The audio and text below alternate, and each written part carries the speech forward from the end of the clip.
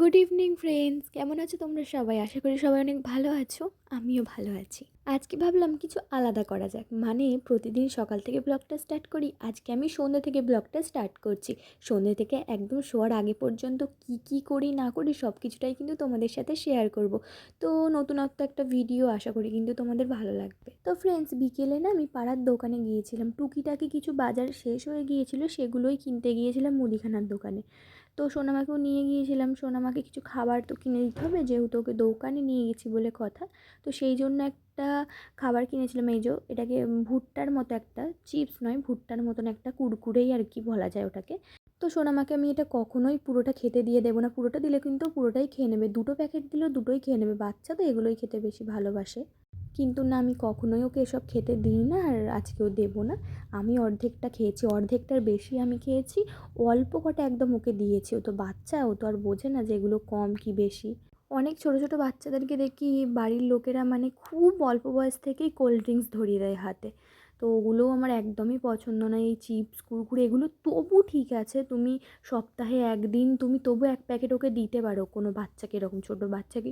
কিন্তু cold drinks ভুলেও না। আমার সোনামাকে অনেকে খাওয়াতে যায়, কিন্তু আমি বারণ করে দিই যে কোনো দরকার নেই ওকে খাওয়ানোর, এখনও ওগুলো খাওয়ার বয়স হয়নি। তো দেখো, ওই টুকিটাকি কিছু দোকান করেছিলাম, আর এই বলটা বিক্রি হচ্ছিলো, এইরকম বল দোকানে। তো সোনামা দেখে বায়না করছিলো, তো সোনামাকে সেই জন্য এই বলটা কিনে দিয়েছিলাম, দেখেছো তো বলটা দেখে কত খুশি হয়েছে। তো এই দেখো, তারপরে আমি আটা মাখতে বসে গেছি। আটা নয়, এটা ময়দা। আজকে না একটু লুচি খেতে ইচ্ছে করছে গো, সেই জন্য একটু লুচি বানাবো।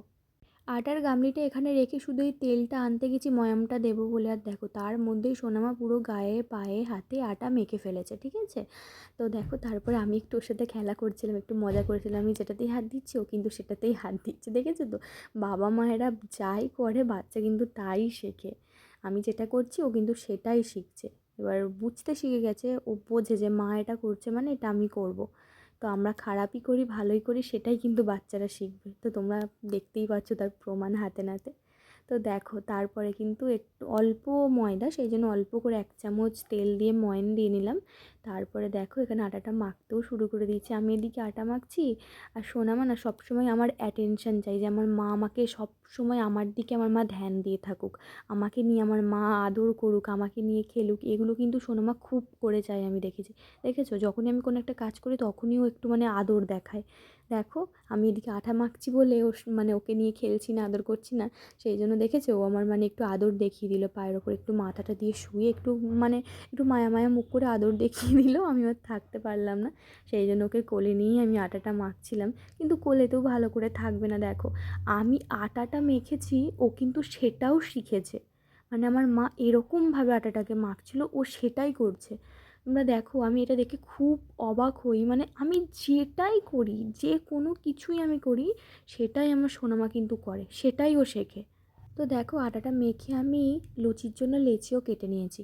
তো লেচিগুলোকে এবার বেলবো বলে এসেছি, কিন্তু দেখো কি করে আমি করব, বেলবো কি করে লুচিটা করব, দেখেছো সোনামা কীরকম করছে। ওকে গ্যাসের যে ওভেনটা আছে, ওভেনটার পাশে কিন্তু বসিয়ে দিয়েছি, কিন্তু ও তো মানে তোমরা তো জানোই ও কতটা মানে দুরন্ত ছটফটে, এক জায়গায় বসে থাকার মেয়ে নয়। দেখেছো তো কীরকম বিরক্ত সমানে করে যাচ্ছে, মানে ও কোলে উঠবে, কোনো কাজ আমাকে করতে দেবে না। সব সময় ও চায় যে আমার মা আমাকে নিয়েই আদর করবে, আমাকে নিয়েই খেলবে, আমাকে নিয়েই সব করবে, আমার মাকে কোনো কাজ করলে হবে না মানে এরকম ও একটু ভাবে, আমি বুঝতে পারি। তো দেখো কীরকম করছে, সব সময় মানে কোলে উঠবে কোলে উঠবে। ভয় লাগছিলো যদি ওখানটা দিয়ে পড়ে যায়, আমি খুব সাবধানেই করছিলাম ওর দিকে নজর দিয়ে দিয়ে।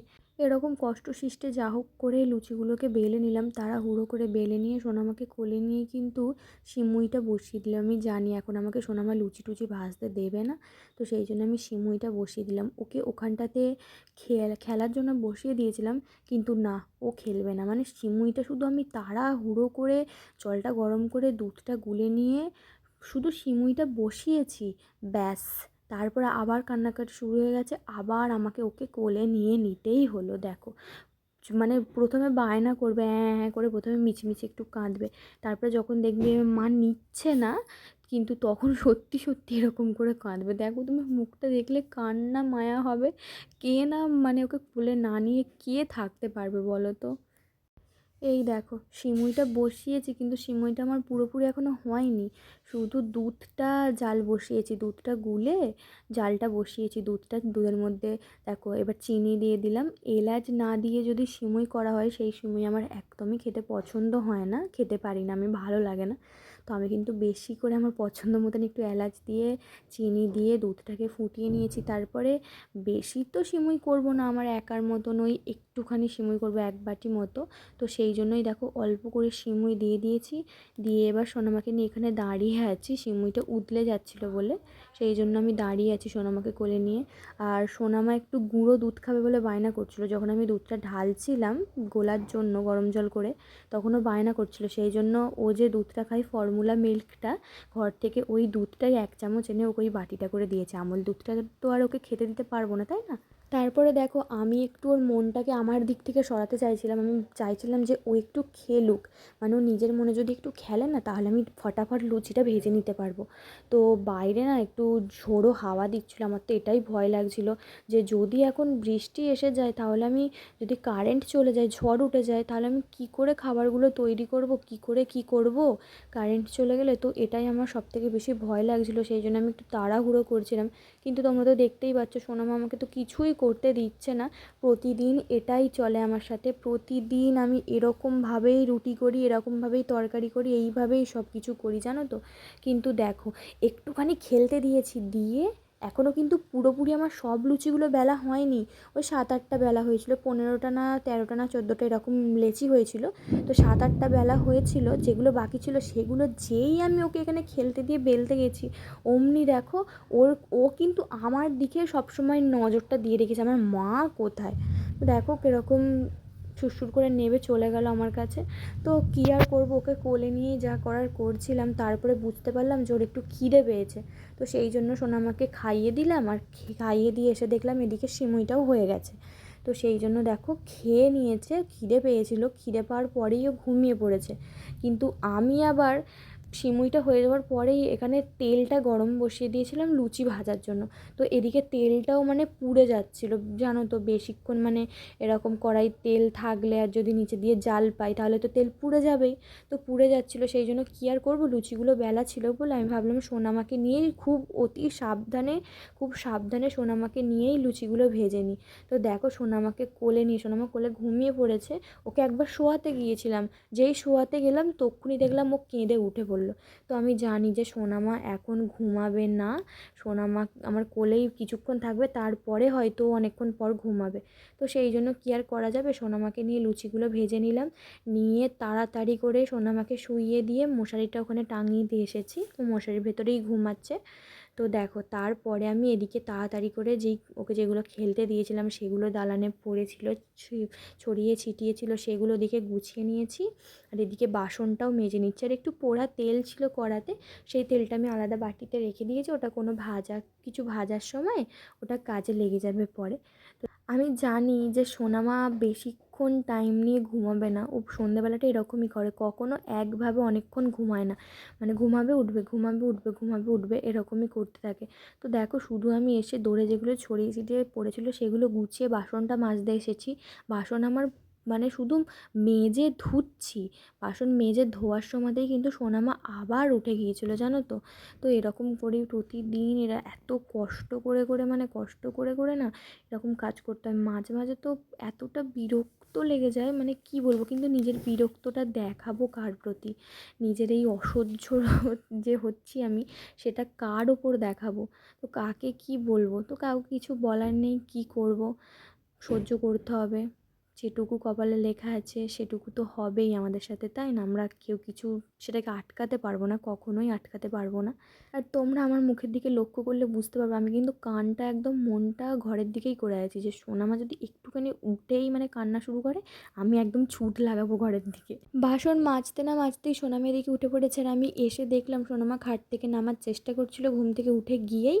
আর দেখো এরকমভাবে বিছানার চাদর ধরে ঝুলছিল। তো এটা দেখলে আর না আমার খুব মায়া লাগে, জানো তো, খুব কষ্ট হয় মাঝে মাঝে। একটা বাচ্চাকে একটা মা একা নিয়ে একদমই একা যদি মানুষ করে না, তো সেই বাচ্চাটার সাথে সেই মাটার সাথে এরকমই কিছু ঘটনা ঘটে, সেগুলো তারা ছাড়া কিন্তু আর কেউ বোঝে না। তো কিছুক্ষণের জন্য সোনামা উঠেছিল, তারপরে আবার সোনামাকে কোলে করে নিয়ে একটু ভালো করে ঘুম পাড়িয়ে দিয়েছিলাম, ঘুম পাড়িয়ে দিয়ে শুইয়ে দিয়েছিলাম, দিয়ে আমি এদিকে কিন্তু খেতে বসে পড়েছি দেখো। আর থালাটাকে সুন্দর করে একটু সাজিয়েছিলাম একটা শর্টস ভিডিও বানানোর জন্য। তো তারপরে দেখো খেতে বসে পড়েছি। আর আমার কি হয়েছে ভগবান জানে, খাওয়ার আগে তো ভাবি আমি কত খাবো, আমি হয়তো এত খেয়ে নেবো, আমার অনেক খিদে পেয়েছে, কিন্তু খেতে বসে দেখো 5টা লুচি নিয়েছি, তার মধ্যে 2টো খেয়েছি, তারপরে 2টো খাওয়ার পরে দেখছি আমি আর খেতেই পাচ্ছি না, 3টে লুচি পড়ে আছে, যেই লুচিগুলো করেছিলাম সেগুলো তো পড়েই ছিল। তো তারপরে খাওয়া দাওয়া সেরে নিয়ে সোনামা ঘুমাচ্ছিল বলে আমি একটু ঘরটাকে গুছিয়ে নিচ্ছিলাম। সোনামা সব জামা কাপড় একদম ফেলে ছড়িয়ে একাকার করেছিল খেলতে খেলতে। তো দেখো আমি যেই জামা কাপড়গুলো ছিল অগোছালো পরে, সেই জামা কাপড়গুলো একটু গুছিয়ে নিলাম, আর এই কাঁথাগুলো তো নিয়ে রাতে শুতে হবে, সোনামার কাঁথাগুলো, তো সেগুলোও একটু গুছিয়ে নিলাম এদিকে। যখন থেকে সোনামা হয়েছে তখন থেকে সোনামার কাঁথা ইউজ করছি আমি, ডাইপার কখনো একটা দিনের জন্য আমি রাতে ওর ডাইপার ইউজ করি না, মানে প্রতিটা দিন ওকে কাঁথাই আমি ওর জন্য ইউজ করি। আর তারপর সারা দিনের পরে ক্লান্ত শরীরটাকে নিয়ে যখন আয়নার সামনে বসি, তখন নিজেকে দেখি আর অনেক কিছু ভাবি, অনেক কথা মনে আসে, তো সেগুলো বলার মতো নয়, তো ছাড়ো সেসব কিছু আর বললাম না। তো রাতে একটু স্কিন কেয়ার আমি করি, তা বলে প্রতিদিন না, যেদিনকেই সোনামা একটু ঘুমায়, ঘুমিয়ে পড়ে সকাল সকাল, সেদিনকেই করতে পারি, একটু স্কিন কেয়ার করি, একটু সিরাম মেখে তার উপর একটু ময়শ্চারাইজার মেখে নিই, তাছাড়া আর অন্য কিচ্ছু না। আর এই দেখো আমার চুলগুলো না এত পরিমাণে উঠছে, এত পরিমাণে আমার চুল উঠছে, আমি অসহ্য হয়ে যাচ্ছে এই চুল ওঠার প্রতি, মানে প্রচুর চুল উঠছে। সেই জন্য দেখো আমি চুল ওঠার জন্য যেই তেলটা মাখি, সেই তেলটা যেই জায়গাগুলোয় চুলটা উঠে যাচ্ছে, এই কপালের 2 সাইডগুলোয়, তো এই এরকম চুল ওঠাটা নাকি আমি শুনেছি বাচ্চা হওয়ার পরে যাদের বেবি হয়ে যায় সেই সব মায়েদের, বিশেষ করে বেশিরভাগ মায়েদেরই এই সমস্যাটা হয়, এই কপালের সামনে দুদিকে 2 সাইডে চুল উঠে যাওয়া। তো দেখো সেই জায়গাগুলো আমি তেলটা দিয়ে একটু মাসাজ করে নিই, ভালোভাবে মাসাজটা করে নিলে কি হয় বলো তো, ব্লাড সার্কুলেশনটা একটু ভালো হয়, আর আমাদের তেলটা একটু ভালোভাবে কাজ করতে পারে, জানো তো। তো এতটাই বেশি বেশি তেল দিয়ে ফেলেছিলাম, তেল পুরো মাথা থেকে গড়িয়ে একদম মুখের দিকে পড়ে যাচ্ছিলো, কী আর বলবো। তারপরে এগুলো গুছিয়ে রেখে দিতেই সোনামা আবার গেল উঠে। তো আবার সোনামাকে একটু খাইয়ে দিলাম, ভাবলাম যে আর একটু পেটটা ভরে খাইয়ে দিই, তাহলে হয়তো এবার সারা রাতটা ভালো করে ঘুমাবে। কিন্তু আমার মনে হলো যে সন্ধ্যাবেলা ওকে যে কুরকুরেটা দিয়েছিলাম না, সেটার জন্যই হয়তো ওর পেট ব্যথা করছিল, সেই জন্যই বারে বারে উঠে পড়ছিল, নাহলে তো সোনামা এরকম করে না। তোমরা তো দেখলে সন্ধ্যাবেলা কত হাসি খুশি ভালো ছিল, কিন্তু কুরকুরেটা খাবার পরেই ওর হয়তো কোনো সমস্যা হচ্ছিল। তো তারপরে আমি একটু পেটে যন্ত্রণার ওষুধ খাইয়ে দিয়েছিলাম ওকে। আর এই জলের বোতল, টর্চ, চার্জার, এসির রিমোট, তারপরে এই যে পাউডার, তারপরে পাখাটাও, এই সব কিছু নিয়ে আমি বিছানার মধ্যে শুই। আর রাতে আমার সবথেকে গুরুত্বপূর্ণ কাজ এই যে ঘরটাকে নিজের ভালো করে শোয়ার আগে চেক করে নেওয়া, যাতে চোর টোর কেউ ঘরের মধ্যে ঢুকে না বসে থাকে। এটার দিক থেকে না আমি প্রচুরই ভয় পাই, মানে বলা যায় না, কেউ সোফার তলায় বা খাটের তলায় বা দরজার আড়ালে কোথাও কেউ ঢুকে থাকতেই পারে, কার মনে কী আছে সেটা তো আমি জেনে বসে নেই। এখনকার যুগে বুঝতেই পারছো, এখনকার দিনকাল ভালো নয়, আর একটা বাচ্চাকে নিয়ে আমি যেহেতু একা ঘরের মধ্যে থাকি সারা রাতটা, তার জন্য নিজের সেফটিটা নিজেকেই বজায় রাখতে হয় আর কি। তো ফ্রেন্ডস চলো আজকের ভিডিওটা কিন্তু এইটুকুই, দেখা হচ্ছে পরের কোনো ভ্লগে। তো আমার ভিডিও ভালো লাগলে ভিডিওটা একটা লাইক করে চ্যানেলটাকে সাবস্ক্রাইব করে আমার ভিডিওতে তোমাদের যা ইচ্ছে কমেন্ট করে আমার পাশে থেকো, আমাকে একটু সাপোর্ট করো। তো চলো সুস্থ থেকো, ভালো থেকো, টাটা বাই, গুড নাইট।